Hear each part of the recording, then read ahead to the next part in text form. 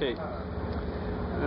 Today was your first time in Mississippi Delta Blues Festival? Yes, it is. And how does that feel? Amazing. And I've only just begun. Oh yeah? And so, the women in blues usually are the theme of many songs, but there are not as many blues women singing the blues. How do you feel today about the role of women in the blues? Well, you know, I always say it's always getting better. You know, and I think it's always been slightly difficult because this is a man's world, but it don't mean nothing without a woman or a girl. Great answer. And what are your major musical influences? Well, I have a lot of influences because I sing, so I have my singing influences, and that was Tina Turner when I was growing up. She was the first woman to affect me, but I love the powerful singers with the kind of, gravelly voice. And so she was really my influence in the singing department. And I really love guitarists. I grew up learning a lot of different styles of guitar before I started the blues. But I realised that the blues is the roots of most music anyway. And to really get the soul and feel, I think it's going to have a bit of blues in it somewhere along the line, I think. So, guitarists. I actually grew up listening to everything from Scott Joplin to Howlin' Wolf. I love the slide guitar.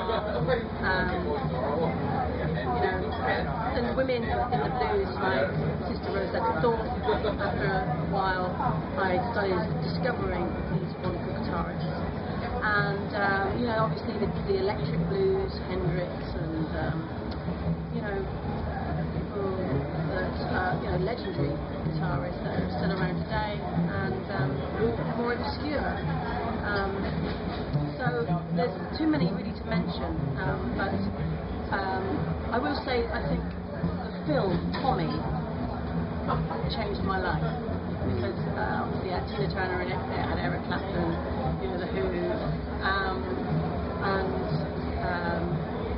movies like that, and the Blues Brothers, of course. They were, so important because they linked, the movies with the music, and they don't do that anymore, which they should. But so that has something to do with it. Nice. And because the blues have a sort of revival in England, because many American artists became known in England first, and then in the rest of the world. England is considered by many like a second home of the blues. You as British feel a little bit that way too, or is more like an outside impression? I think so, yeah, because what we've produced over the last 20 years, certainly, is up there with the creme de la creme. I mean, obviously it originates